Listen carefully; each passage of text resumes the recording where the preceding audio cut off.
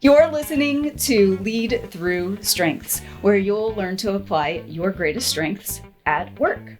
I'm your host, Lisa Cummings, and I'm always telling you, it's hard to find something more energizing than using your natural talents every day at work. Well, something that's just about as energizing as when I get to hang out with my other host here in the room, TyAnn Osborn. Hi. Today, we're talking about, we don't know yet what we're talking about because we're doing a spin the wheel where it tells us what we're talking about for the day. So let's spin.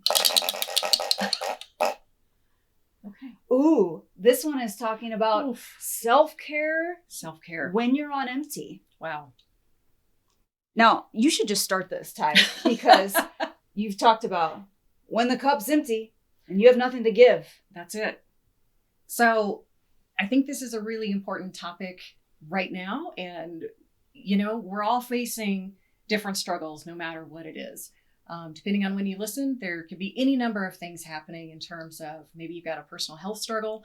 Maybe you're facing job troubles, potentially job loss. Maybe you've got some family stuff going on, kid stuff going on. I don't know. Maybe there was a global pandemic. There's all kinds of things happening in the world right now. And certainly something is probably happening in your life. And here's the deal.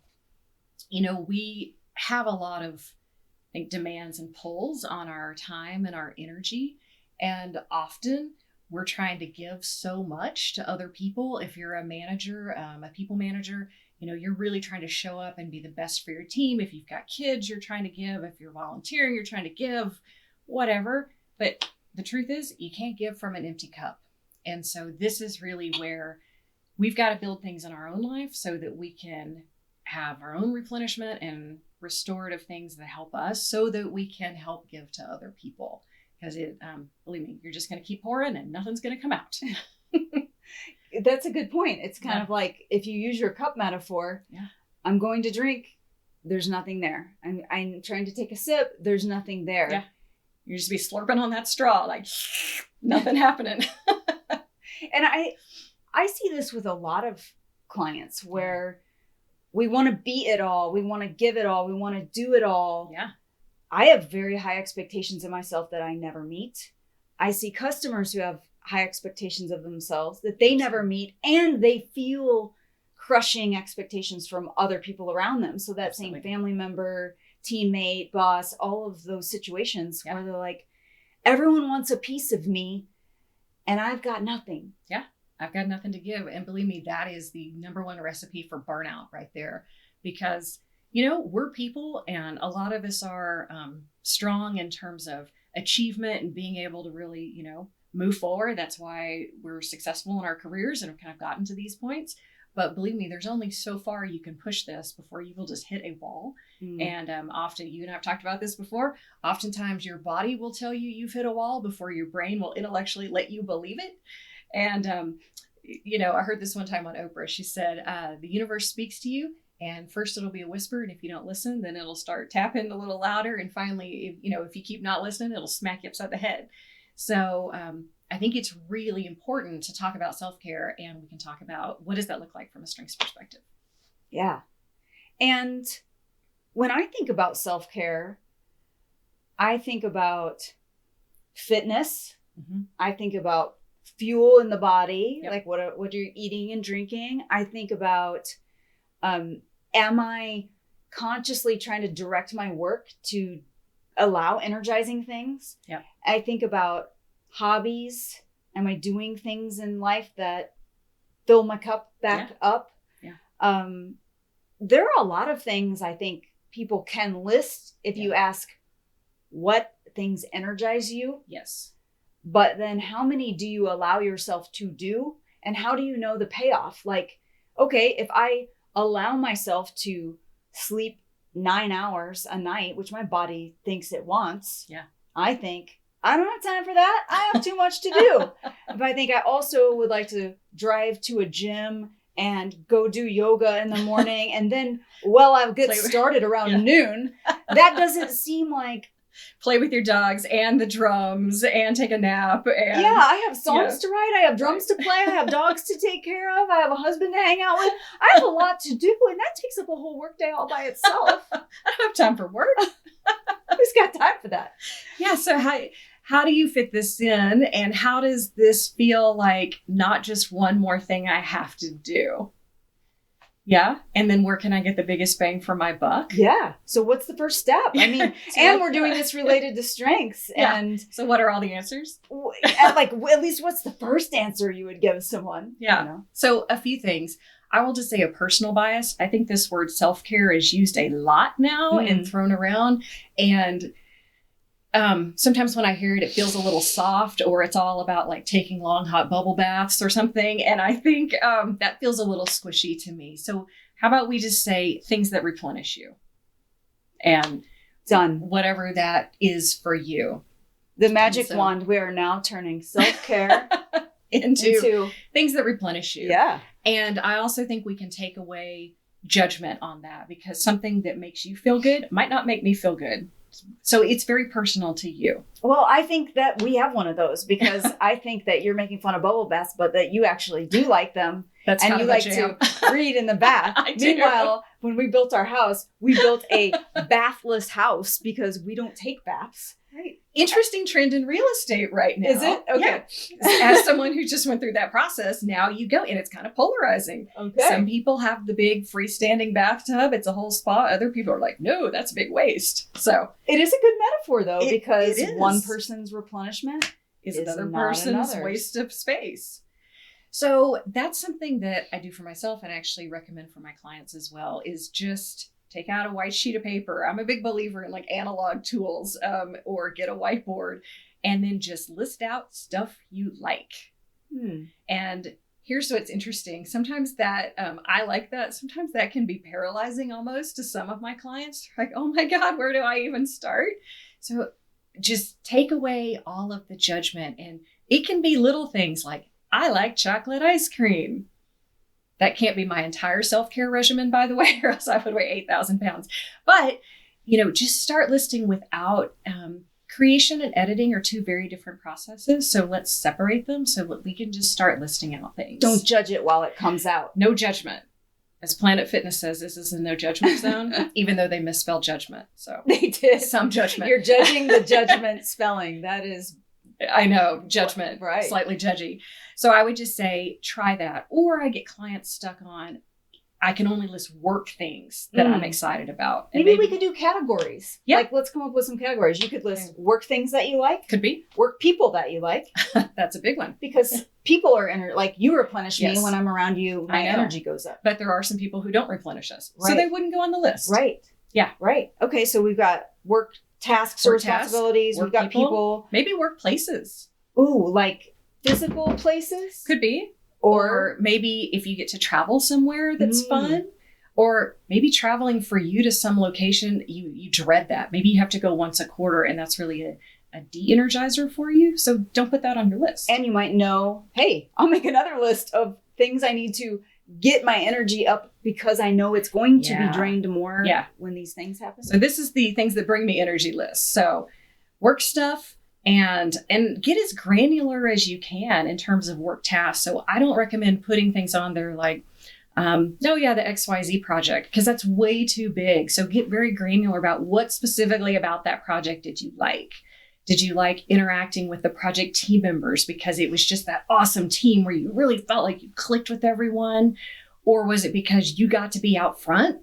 That would be me, get to be out on stage, or I get to be the one making the presentation. Or maybe you're that spreadsheet jockey and you came up with just this brilliant thing that you pushed a button and all this magic happened and it was the coolest thing ever. That would not be me. But for someone that could be.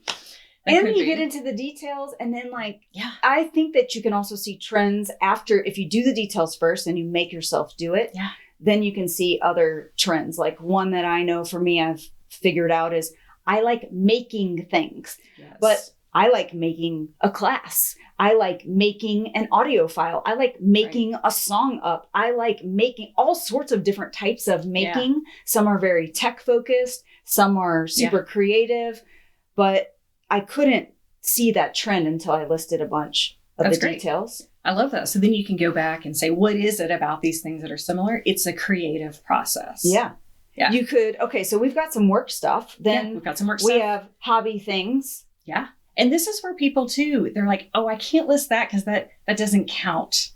Or I don't want anyone to know that I secretly like to whatever crazy hobby it is. Mm-hmm. I was working with a group one time of chemical engineers. And so we'll just, not to stereotype, but they were chemical engineers, right? So it was just a real sweet group. And this one gentleman, he stood up and he said, I like Dutch oven cooking. And I thought, wow, what a brave thing to say in front of a room of other chemical engineers. And I'm like, you go, Dutch oven cooking. What a specific niche thing to do. Yeah. But I'm like, I didn't even know that was like a hobby and I like to cook too. So anyway, it was just really cute. And whatever it is, it doesn't matter. It is. I think this analog list idea also, if you get awkward, because I've tried an analog list idea similar to this one I facilitate, where I'll put the timer on 2 minutes and I'll say, don't let the pen stop, even if it's just, okay, what did I like doing when I was 9? If you just can't remember, keep it going. And I think what you brought up for me is my follow-on that I'll often have people do, which is keep this out for a week, because you need to grab the little moments that you didn't even know. Oh, I got a little spark out of that. Right. And one of them that I think is really cool is what makes you weird. And if I just ask that, like, how many things could you list? Well, I might be able to add more than a normal person, but the little things, like, what has anyone ever commented on? Because they'll pop in your head later. Right. Like, a weird thing about me is I eat canned things because I like to eat vegetables and I like to be efficient, and I don't like spending a lot of time on my food, but I do want quality food in me. So somewhere in the middle, I found a jar of beets that I eat for my snack or my lunch. That's weird. I just stick my fork in the jar of beets and I eat it. Like, isn't that bizarre? Lisa eats green beans out of the can as well. I will. Green beans are fine. You go get vegetables in yourself. Some of them are too smushy, like asparagus can't do it. No, that's not a good green beans, item. peas, corn, beets, all fine. Yeah. But that is very weird. But if you start looking at it, like, what energizes me? Finding new efficiencies. Right. Finding ways to break a rule. Like, that rule makes me think about how I don't have to cook because other people do. Right. I remember a moment when I got feedback at my house that I was not running the dishwasher maybe as often as it should be because we were running out of forks. And so my answer was not to wash dishes more frequently or run the dishwasher more frequently. It was to buy more forks. And I got a real kick out of that. And so these are the weird things about you that, like, when there's a moment, that's not, I love that. I won't go buy new forks to energize myself. I love that. But when you see, I love coming up with something that is a solution to a problem that is not normal, that no one else would think of. And I'll get a jazz out of that will give me an hour-long high. Yeah. So being able to write down those things, like, what are the moments where you got a boost or you got a kick out of yourself? This is so great. So you've said a couple of things that I think are brilliant. I think that's it. And that can be what gets people stuck when they do these exercises, is they're looking for the grand idea or the big moment in life. Well, that's not life. Life is made up of all these little moments that are punctuated by the big thing. But that's 99% of life is, it's just, we go through life, right? So that's where we can look. And so much of what you said is like a maximizer coming out, which, by the way, I'm that as well. One thing that you don't eat canned things. I don't eat canned things. I'm a big cook. But 2 examples for you in that same realm. So we started getting those home boxes that come with the food and the recipe. I don't know if I should name the one I get. I don't think it really matters, but whatever. So the box comes and you have the recipe and you put it all together. Well, if it ever comes, usually it's my job. Occasionally my husband will put it together, but he takes the recipe and goes exactly step by step. And it comes out and, it's fine. I take the recipe and use it as a launch pad. It's like a starting point, because I'm often thinking, what would make this better is a little bit of shallot, a little bit of garlic, a dash of cinnamon. And then I'll present it to him. He's like, this is not the recipe. I'm like, I know. It's better. It's better. That's like a hallmark of maximizers. How can I make this better? Excited. Oh, huge jazz out of it. Because then I sort of have this image of myself back at the test kitchen of whatever company being all like, I made it better. Even though that's not my job. I would never do that. That's just, anyway, in my head, it's pretty exciting. So, and a long time ago, back when the interwebs were still very new, I had this website, and one of the things I did was reviews of restaurants and products. This is really crazy to think about now. But do you remember flying? I know, like we'll get back there one day.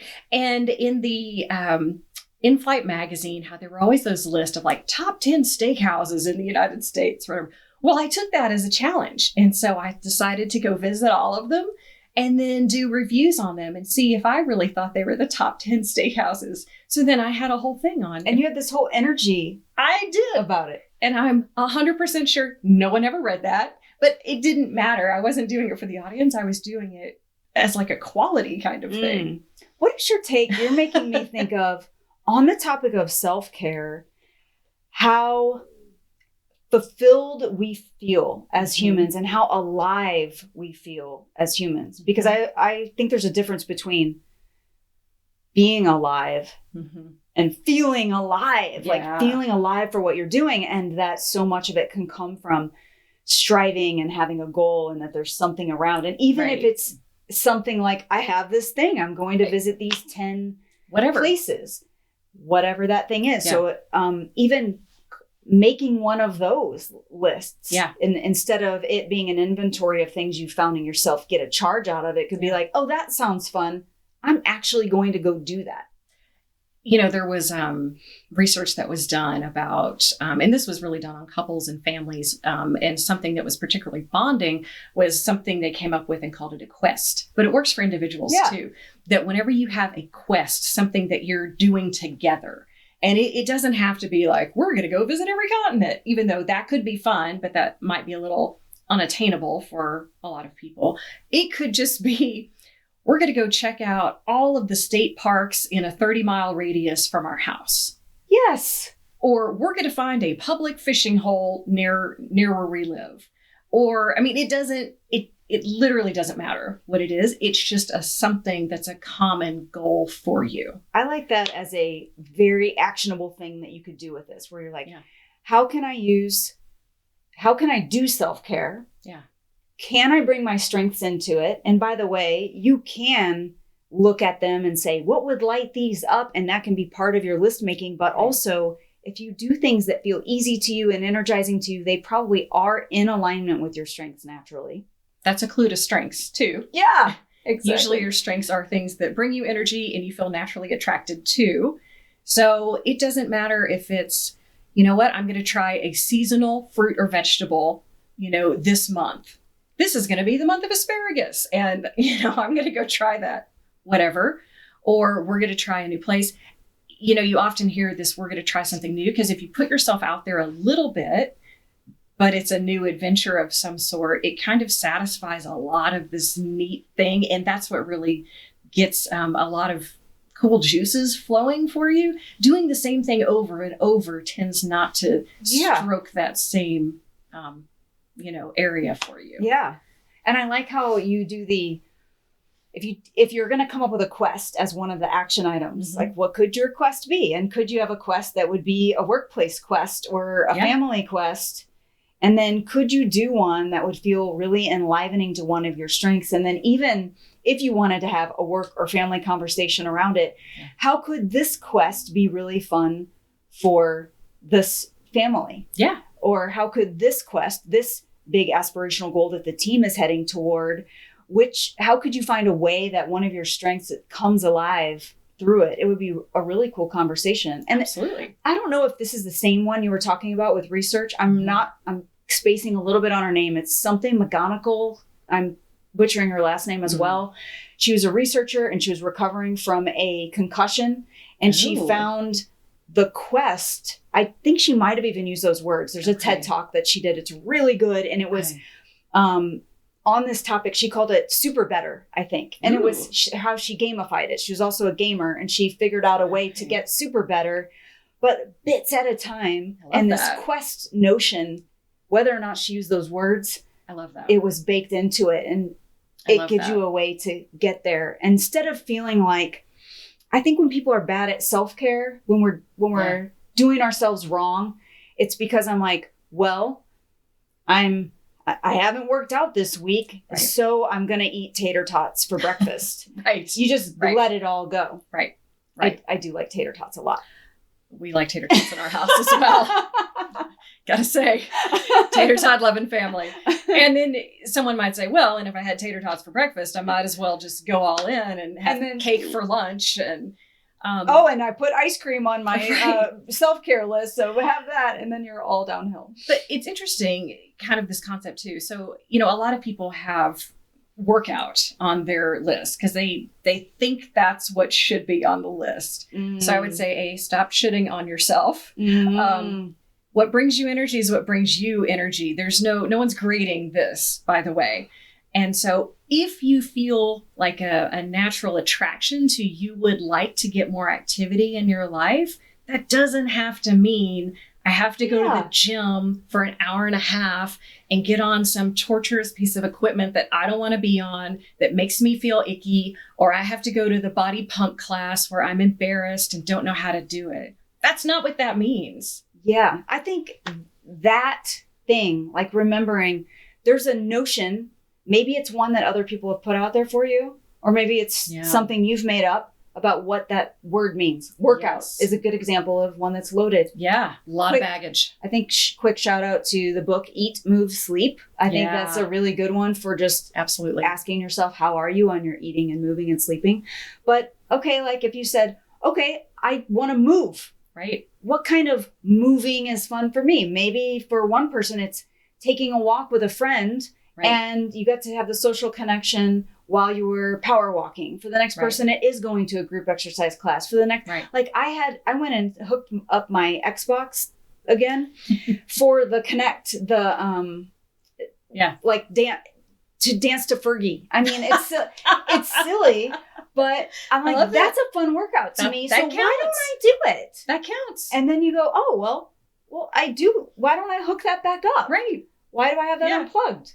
So if you want to be Dance Dance Revolution, man, you knock yourself out. I love Dance Revolution. If you just want to crank up the music or take a walk, or if you want to try some, whatever new classes out there, take a hula hoop class, whatever sounds fun to you.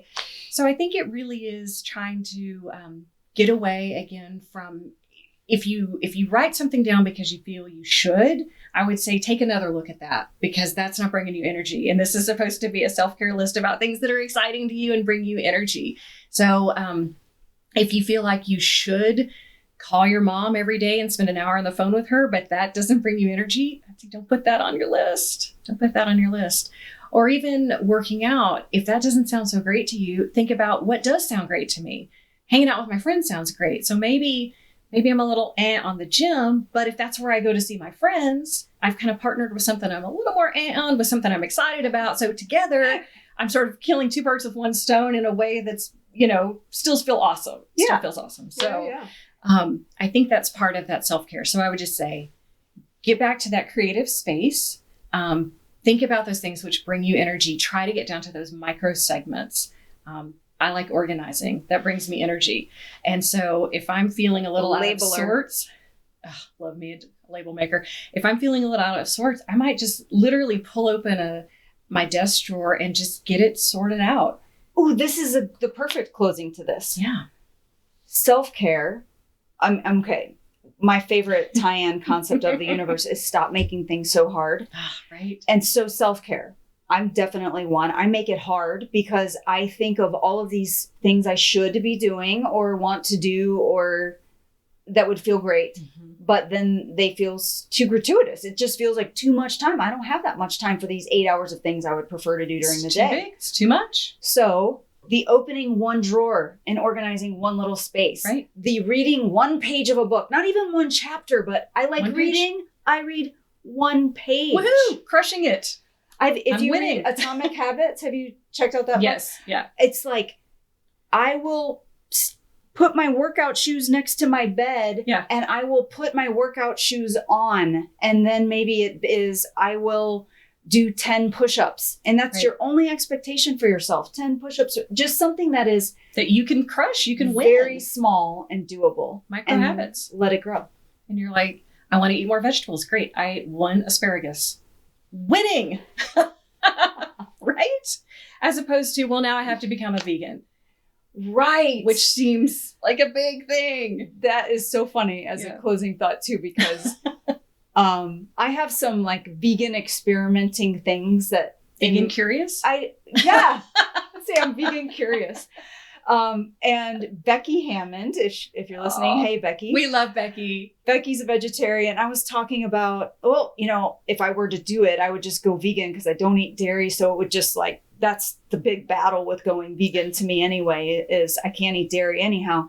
So I got past the vegetarian vegan thing, but I don't know about that. And I started giving all of these reasons about like, this gets in my way and this gets in my way and this makes it inconvenient and this one makes it awkward and this one. And she's like, Made it large. just have one more plant-based meal per day. Just eat a plant-based meal per day. Like she just, Yeah.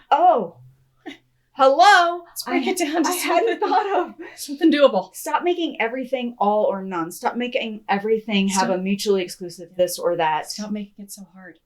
Stop making it so hard. And with Yeah. that, I think it is There you go. the perfect ending. So you've been listening to Lead Through Strengths. As you think about not making it so hard and bringing your strengths into your self-care practice, walk away with your list, log those moments over the next month, maybe just week or few days, but catch the moments that were fun to you. Come let us know on social what they were for you, because it is fun to hear the energizing moments for other people. Absolutely. We'll talk about them. Yeah, we will, because the variety is so much fun when you huge. learn one person's trash is another person's treasure Absolutely. in hobbies and in tasks at work. So yeah, with that, let us know which ones you're starting to implement. We would love to hear how you took 5 more minutes for you so that you could put more in your cup, because we don't want you out of water. With that, we'll see you next time. Bye for now. Bye.